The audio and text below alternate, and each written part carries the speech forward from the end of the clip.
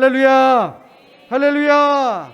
2022년 첫 주일이 시작되었습니다. 아멘. 새해 복 많이 받으십시오. 새해에는 기적을 이룹시다. 올 한 해는 더욱 희망찬 한 해가 될 수 있기를 주님의 이름으로 축원합니다. 지난 한 해 정말 기억에서 지우고 싶을 만큼 정말 최악의 한 해였을 것입니다. 그만큼 어려움도 있었고 또 그만큼 고민과 원망도 많이 있었을 것입니다. 그렇게 올 한 해는 정말 희망을 넘어서 기적을 기대하는 한 해가 되지 않아야 할까라는 생각을 해봅니다. 사실 모든 게 편안하면요, 사람은 그 안에 안주하려고 합니다. 이 말이 무슨 말이냐? 고난이 없으면 기도하지 않는다라는 것입니다. 그러므로 올 한 해는 더욱더 말씀, 기도, 예배에 집중하는 한 해가 되어서 하나님께서 예비하신 기적에 한 걸음 더 가까이 갈 수 있는 우리 삼성교회의 모든 성도들 되시기를 주님의 이름으로 간절히 축원합니다. 올해 우리 교회의 표가 뭔가요? 비더 미라클, 기적이 되라입니다. 여러분들 기둥 보시면은 이렇게 포스터가 붙어 있죠. 기적이 되라, 비더 미라클. 이게 올해의 표어입니다. 바라기는 우리 모든 삼성교회의 성도들 이 모두가 맞이한 2022년 더욱더 큰 기적을 이루는 한 해가 될 수 있기를 이 시간 주님의 이름으로 축원합니다. 자, 우리 옆에 있는 분들과 이렇게 인사합니다. 하나님은 기적을 만드십니다. 그래요, 하나님이 기적 만드시죠. 자, 그럼 그 기적의 주인공은 누구인가요? 자, 우리 다시 한번 인사하겠습니다. 그 기적의 주인공이 됩시다.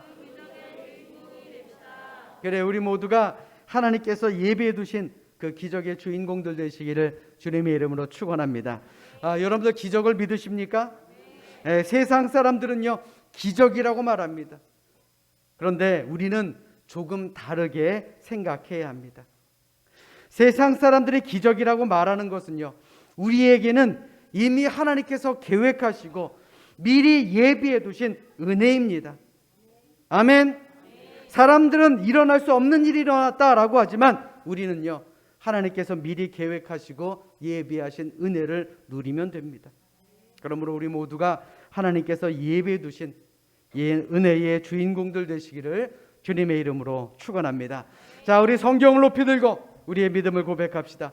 2021년 첫 번째 믿음의 고백입니다.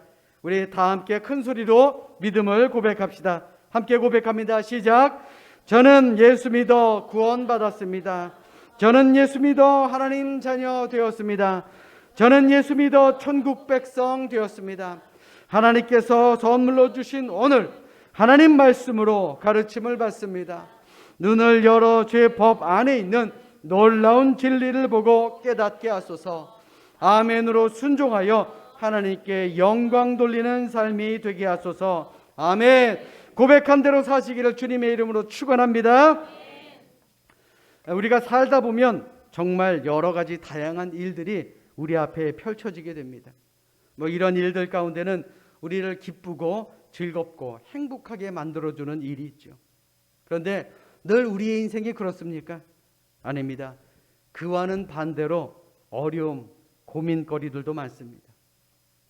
그런데 한 가지 확실한 것은 하나님께서는 우리 앞에 있는 기쁜 일을 통해 우리에게 새로운 기회를 주시기도 하지만 수많은 어려운 일들 속에서도 하나님은 새로운 기회를 만들어 주신다라는 사실입니다. 그러니 어려움이 있다라고 낙심하지 마십시오. 그 어려움을 통해 하나님께서는 우리에게 새로운 기회, 새로운 기적을 이룰 수 있는 기회를 허락하신다라는 사실입니다. 우리가 작년 한 해 이스라엘의 역사와 선지자들의 이야기를 통해서 미래와 희망을 바라봤다면 올 한 해는요, 성경 속에 나타난 예수님의 기적의 사역을 통해서 오늘을 사는 우리가 기적을 이루기 위해서 과연 무엇이 필요한지, 또한 기적을 어떠한 눈으로 바라봐야 하는지에 대해서 우리 함께 은혜를 나누려고 합니다. 올 한 해는 설교 말씀 가운데 기적이라는 말이 참으로 많이 나올 것 같습니다. 그래도 입술의 고백대로 되게 만들어 주시겠다 약속하셨죠? 우리 기적을 꿈꾸는 우리 모두가 되시기를 주님의 이름으로 부탁드립니다. 오늘 성경의 말씀은 예수님의 첫 번째 기적인 가나의 혼인잔치의 기적을 담고 있습니다. 이 말씀은 유일하게 요한복음에만 기록된 말씀입니다. 오늘 말씀의 배경인 이 가나라는 곳은 예수님께서 자라나신 나사렛이라는 동네의 북쪽에 위치한 작은 동네입니다. 여러분들 지도에서 보면 아시겠지만 빨간 표시가 되어 있는 곳이 나사렛이고 그 위로 6km 정도 조금 더 올라가면 가나라는 곳이 있습니다. 남부 예루살렘으로부터 한참 거리가 떨어진 곳이죠. 그러니 그저 작은 시골 동네라고 생각하시면 됩니다. 예수님께서 공생애를 시작하신 지 얼마 지나지 않아서 이 시골 동네 가나에서는 결혼잔치가 벌어지게 됩니다. 그리고 이 잔치에는 예수님과 제자들이 초대가 되어 결혼식을 하게 됩니다. 모든 나라가 그렇겠지만 이스라엘의 결혼식은 우리나라와는 모습이 참으로 다릅니다. 이제 지도 내려주시고요. 거의 모든 나라가 그렇지 않습니까? 결혼식을 하고 잔치를 하잖아요. 그래요, 안 그래요? 결혼하신 지 너무 오래되셔가지고 이제 기억도 못 하시나 봅니다. 뭔가 식을 먼저 하고 나서 잔치를 하잖아요. 그죠? 그런데 이 팔레스타인 지방은요, 이 유대인들은 결혼잔치를 한 일주일 정도를 하고 그리고 난 다음에 결혼식을 합니다. 물론 우리 생각으로는 선뜻 이해가 되지는 않지만 그것은 유대의 변하지 않는 전통이자 관례라고 합니다. 그런데 그 가나라는 지역에 한 잔치에 문제가 생깁니다. 잔치집에서 그만 포도주가 떨어진 것입니다. 많은 사람들이 와서 마시다 보면 뭐 그럴 수도 있지. 뭐 포도주 떨어지는 게 뭐 어때? 좀 덜 마시면 되지. 안 마시면 되지. 라고 생각할 수도 있겠지만 이것은 참으로 큰 사건, 큰 문제입니다. 당시 잔치를 준비하면서 중요한 것 중에 하나가 뭐냐? 손님을 잘 대접하는 것, 그것이 관례입니다. 그러기 위해서 필요한 것은 이 포도주, 이것은 잔치에 빠져서는 안 된 중요한 필수 품목 중에 하나였다라는 말입니다. 왜냐하면 포도주는 기쁨을 상징하는 것이고요, 축복을 상징하기 때문에 그렇습니다. 그러니 이제 새롭게 결혼할 이 신랑 신부에게 포도주가 있다라는 것은요, 저들이 기쁘게 살고 축복을 많이 받으며 살라라는 그러한 것을 상징하기 때문에 이 포도주는 반드시 없어서는 안 될 그러한 필수 품목입니다. 그리고 유대에서 가장 중요한 음료수가 뭡니까? 바로 포도주입니다. 그러므로 이 포도주가 떨어졌다라는 것은 마치 결혼식 당일 신랑 신부 중에 한 사람이 없어지는 그러한 사고와 동일한 사고라는 말이죠. 오늘 본문 이전 3절의 말씀을 한번 보십시오. 포도주가 떨어진지라. 예수의 어머니가 예수에게 이르되 저들에게 포도주가 없다 하니, 예수님의 어머니 마리아가 그저 단순하게 포도주가 떨어졌나 보다 라고 상황을 표현한 것처럼 보이지만 이것은 잔치집의 큰 위기입니다. 포도주가 떨어지면 이제 더 이상 잔치를 할 수가 없기 때문에 그렇습니다. 요즘이야 마트에 가면 손쉽게 살 수 있죠. 마트에 가면 정말 한 벽면이 다 포도주로 가득한 그런 편한 세상을 살아가고 있지만 당신은 그렇지 않았습니다. 더욱이 이 잔치가 끝나면 곧 결혼식을 올려야 되는데 포도주가 없다라는 것은 이 결혼식의 분위기가 완전히 깨어질 위기에 놓여 있었다라는 말입니다. 그런데 이와 같은 위기는 우리 인생에도 마찬가지로 등장하게 됩니다. 오늘 본문을 통해 우리가 생각해 봐야 되는 것은 그저 포도주가 있느냐 없느냐, 포도주를 준비해야 되나 마느냐, 어디서 사와야 되느냐 마느냐, 그 문제가 아니라는 말입니다. 여러분 한번 생각해 보십시오. 우리가 살아가면서 아무리 준비를 잘하고 아무리 잘 계획해도 우리의 계획에 차질이 생길 때가 분명히 있지 않습니까? 이것을 변수라고 합니다. 그런데 이 변수가 우리를 위기에 빠뜨리지 않느냐라는 말입니다. 그러므로 이 위기에 처한 잔치집 속에서 예수님께서 개입하셔서 그 문제를 해결하신 것처럼 우리의 삶 속에 여러 가지 위기 가운데에서도 예수님께서 그때그때 개입하신다라는 사실을 우리는 깨달아야 하는 것입니다. 즉 그 옛날 잔치의 기분이 깨어지는 그 순간에 주님께서 개입하신 것처럼 오늘 우리의 삶 가운데 또 위기 가운데서도 예수님께서는 그 문제의 해결책을 우리에게 제시해 주신다라는 말씀입니다. 살면서 위기를 겪지 않는 사람이 어디에 있겠습니까? 살면서 어려움 겪지 않는 사람이 어디에 있겠습니까? 그러나 그 삶의 위기와 어려움 가운데 과연 우리가 무엇을 바라봐야 하느냐? 이것은 우리의 신앙의 문제 아니겠느냐라는 말입니다. 사랑하는 여러분, 오늘을 사는 우리에게 부족한 것이 무엇입니까? 있는 것보다는 없는 게 더 많죠. 또 우리에게 필요한 것이 무엇입니까? 필요 없는 것보다 필요한 것이 더 많죠. 우리가 직면하고 있는 위기가 무엇입니까? 우리 앞에 늘 평안했습니까? 아닙니다. 위기 상황이 더 많았습니다. 그렇다면 과연 우리는 그 위기 앞에서 무엇을 하고 있느냐라는 것입니다. 우리가 당하고 있는 위기 앞에, 부족함 앞에 예수님께서는 우리에게 필요한 모든 것을 채워주심을 믿으시기를 주님의 이름으로 간절히 축원합니다.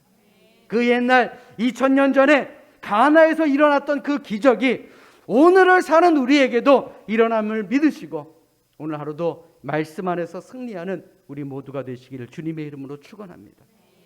그런데 하나님께서는 우리가 바라는 대로, 우리가 원하는 대로, 우리가 해달라라는 대로 기적을 베푸시고 복을 주시면 얼마나 좋겠습니까마는 하나님은 우리의 요구를 들어주시기 직전에 우리를 시험하신다라는 사실도 잊어서는 안 됩니다. 구약 성경의 아브라함을 한번 생각해 보십시오. 하나님께서는 그를 믿음의 조상으로 삼으시려 했습니다. 그리고 나서 그에게 어떤 시험을 하십니까? 그의 사랑하는 아들, 그가 누구보다도 사랑하는 아들 이삭을 제물로 바치라고 그를 시험하지 않았습니까? 이 말은 하나님이 주시는 여러 가지 시험 앞에서 우리가 어떻게 하느냐에 따라서 기적이 나타날 수도 있고 또한 그저 위기가 위기로 끝날 수밖에 없을 때도 있다라는 말입니다. 그렇다면 오늘 본문 속에서 예수님의 시험은 무엇이었습니까? 바로 믿음에 대한 시험입니다. 예수님은 믿음대로 해 주셨습니다. 아니요, 믿음대로 해 주시겠다라고 약속하셨습니다. 오늘 본문 7절의 말씀 보십시오.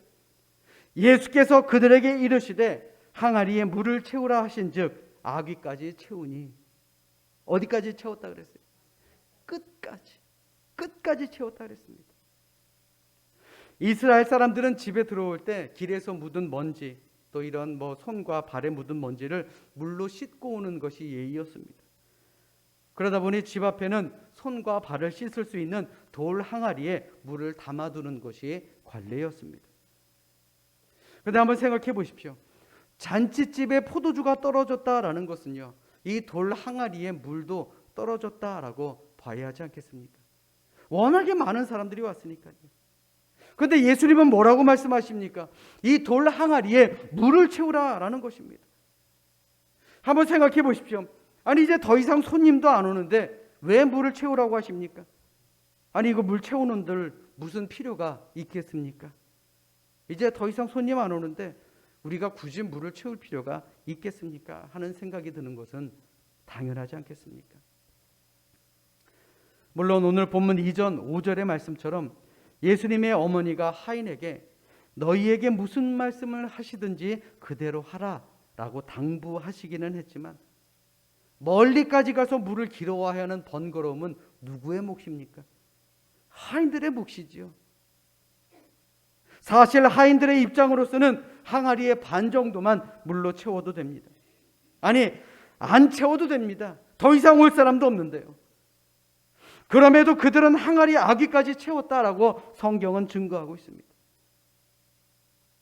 만약 제가 당시 하인이었으면 아마 저는 이렇게 말했을 것입니다. 아니 주인님, 차라리 옆 동네 가서 포도주를 빌려오는 것이 낫지 않겠습니까? 아니 웃돈을 줘서라도 그 포도주를 사오는 것이 당연하지 않겠습니까? 아니 또 상식적으로 봐도 이제 손님 안 올 것 같은데 이토록 힘들게 물을 떠와서 무슨 소용이 있겠습니까? 라고 말하지 않겠습니까? 이것이 우리 모든 사람들의 생각과 또 모든 사람들의 보편적인 말일 것입니다. 사실 우리도 살면서 여러 가지 위기를 만나게 되면 하나님에 대한 의심과 불신이 생기게 됩니다. 아니 하나님, 왜 나에게 이런 어려움을 주십니까? 하나님, 왜 나에게 이런 고난을 주십니까? 하나님, 왜 나를 시험하십니까? 혹 나를 미워하시나? 하나님이 나를 싫어하시는 건 아닌가? 꼭 내가 기도해도 기도한 반대로만 이루어지시니 하나님이 나를 골탕 먹이시려고 작정하셨나? 라는 생각이 들 때가 있을 것입니다. 그런데 여러분들 잘 들으십시오. 기적은 믿음대로 행한 만큼 일어나게 됩니다. 아멘. 논리적으로 생각해 보면 물을 채우지 않는 것이 정답입니다. 상황에 맞지 않으니 굳이 물을 채울 필요가 없음을 주인에게 말하는 것이 상식입니다. 이것이 논리적이고 세상적인 상식적인 방법입니다. 그런데 만약 그 물통을 채우지 않았으면 그 결과가 어땠겠습니까? 그들이 순종하지 않았다라면 그 결과가 어떻게 됐겠느냐라는 말입니다. 한마디로 잔치는 끝입니다. 즉 위기가 그저 위기로 끝나게 될 수밖에 없다라는 말입니다. 그러나 하나님은 세상적인 방법, 즉 논리적이고 과학적인 그런 방법을 알려주시는 분이 아닙니다. 우리의 믿음대로, 우리가 믿은 대로 해주시는 분이 우리 하나님이 그런 믿음을 가지고 살아가야 할 줄로 믿습니다. 믿으시면 아멘.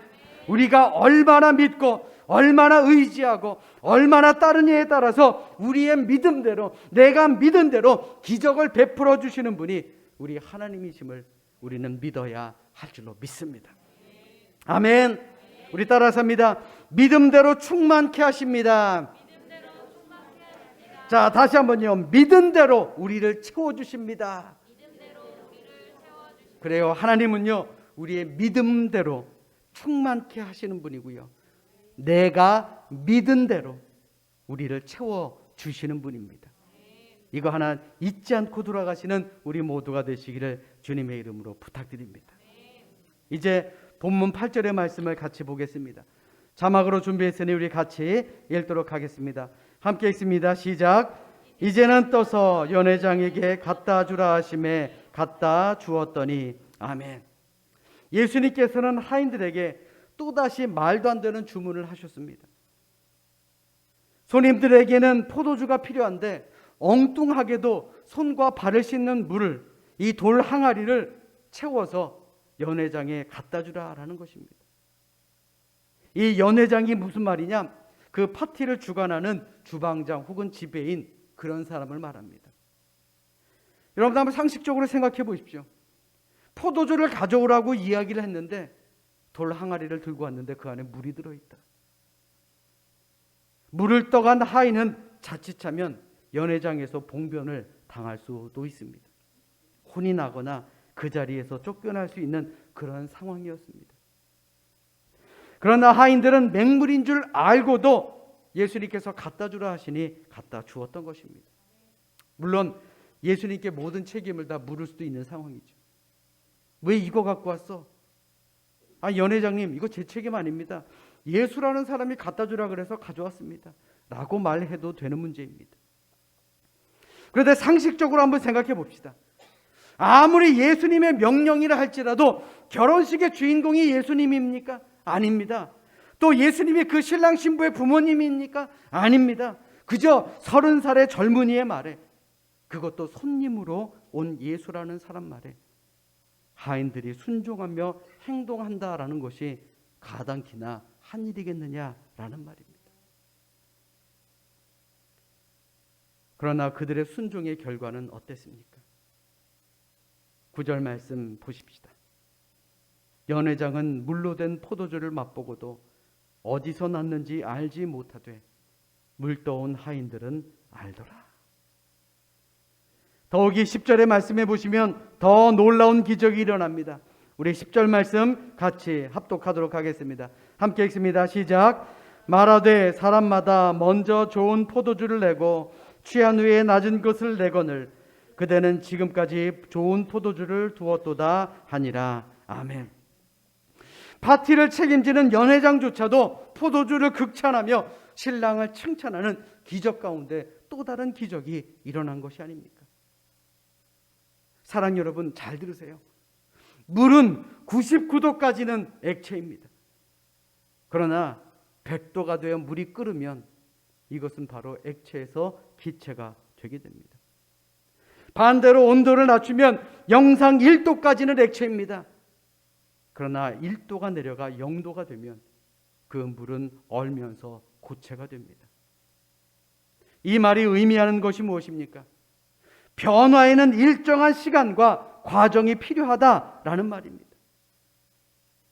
기적도 마찬가지입니다. 그 기적을 이루기에는 일정한 시간과 일정한 과정이 반드시 필요합니다. 하지만 그 1도의 차이는요, 순식간입니다. 안타깝게도 그 마지막 1도를 기다리지 못해서 완성을 못 보고 포기하는 사람들이 얼마나 많습니까? 오늘 본문의 하인들이 마지막 6번째 돌 항아리에 아귀까지 물을 채우고 나서야 비로소 물이 포도주가 되는 경험을 하게 됩니다. 만약 중간중간에 조금씩 달라지는 조짐이 보였다면 얼마나 이해하고 순종하기가 쉬웠겠습니까? 첫 번째 항아리는 그렇다 치더라도 두 번째 항아리서부터 밑에서 포도주 빛이 감돌기 시작했다면 야, 이거 진짜 되는구나, 이거 포도주가 되는구나 라고 좀 더 쉽게 순종할 수 있었을 텐데 말입니다. 하지만 일의 완성은 그렇게 이루어지는 것이 아닙니다. 이는 우리의 삶의 기적도 마찬가지입니다. 아마 우리가 2022년 품은 비전을 이루기 위해서, 기적을 이루기 위해서 그 과정 가운데 기적은 눈에 보이지 않을 수도 있습니다. 뭔가 눈에 보이는 것이 없을 수도 있습니다. 이거 되는 거야 마는 거야 라고 생각될 때도 분명히 있을 것입니다. 그런데 마지막 6개의 항아리를 채웠을 때 기적은 이루어졌듯이 우리 역시 마지막까지 최선을 다해야 되지 않겠습니까? 아멘. 오늘 본문의 하인은 그저 단지 물을 채우는 것처럼 보였지만 그들의 순종과 인내, 그것이 마지막 항아리에 아귀까지 채우며 물이 포도주가 되는 기적을 만들게 된 것입니다. 그러므로 올 한 해 우리가 채워야 할 것은 기적의 결과가 아닙니다. 무엇인가 눈에 당장 보이지 않는 그런 일들도 많을 것입니다. 당장에 무엇인가 손에 쥘 수 있는 것도 아닐 수도 있습니다. 그러나 그 안에 우리의 순종과 우리의 인내가 있다면 우리라고 그 옛날의 기적을 체험하지 말라는 법이 있습니까? 믿고 순종합시다. 믿고 따릅시다. 그럴 때에 기적이 일어나게 될 줄로 믿습니다. 우리 모두가 기적을 체험하는 믿음의 교인들 되시기를 주님의 이름으로 축원합니다. 위기가 기회가 된다 그러잖아요. 오늘 본문의 결혼식은 거기에 포도주가 떨어진 것은 분명 위기입니다. 그러나 예수님이 개입하시니 기적은 이루어졌습니다. 오늘 본문 11절의 말씀 보십시오. 예수께서 이 첫 표적을 갈릴리 가나에서 행하여 그의 영광을 나타내심에 제자들이 그를 믿으니라. 결혼식에서 하인들이 할 수 있었던 것은요, 그저 물을 채우라는 말씀에 순종한 것뿐입니다. 가져다 주라 라고 했기에 그냥 가져다 준 그 순종과 인내뿐이었습니다. 그런데 그들의 순종과 인내가 결혼식을 성공리에 마칠 수 있게 만들었고, 이 일로 말미암아 예수님을 따르던 사람들에게 예수를 더욱더 깊게 만들 수 있는, 깊게 믿을 수 있도록 만드는 기적을 이루게 된 것 아니겠습니까? 사랑 여러분, 이는 오늘을 사는 우리 역시 마찬가지입니다. 우리가 포도주를 만들어 가져다 줄 수는 없습니다. 즉 우리 스스로가 기적을 만들 수는 없다는 말입니다. 그저 멀리 있는 물을 떠서 물 항아리에 붓고 그 물을 가지고 연회장에게 갖다 주는 일, 즉 인내와 순종과 인내가 우리가 할 수 있는 일의 전부인 것입니다. 사실 세상 속 여러 위기 앞에서 우리가 할 수 있는 것이 무엇입니까? 돈을 내 맘대로 찍어낼 수 있습니까? 생명과 건강을 우리 마음대로 좌지우지할 수 있습니까? 아니, 내 배로 낳은 내 자식도 내 마음대로 안 되는 것이 우리가 살아가는 세상 아닙니까? 마찬가지로 우리 교회가 성전 건축이라는 비전을 품었지만 우리가 모든 것을 다 할 수 있을 거다라고 보십니까? 안타깝게도 우리가 할 수 있는 것은 그리 많지 않습니다. 그럼에도 우리에게는 능력이 있습니다. 그 능력이 뭡니까? 하나님의 말씀에 순종하는 것입니다. 말씀에 순종해서 물을 길어 항아리를 채우는 것입니다. 말씀에 순종하는 것 외에는 다른 방법이 없습니다. 그러니 염려하지 마십시오. 우리 앞에 놓여 있는 일에 최선을 다하면 됩니다. 하나님도 위기 앞에 있는 우리에게 요구하시는 것이 바로 이것입니다.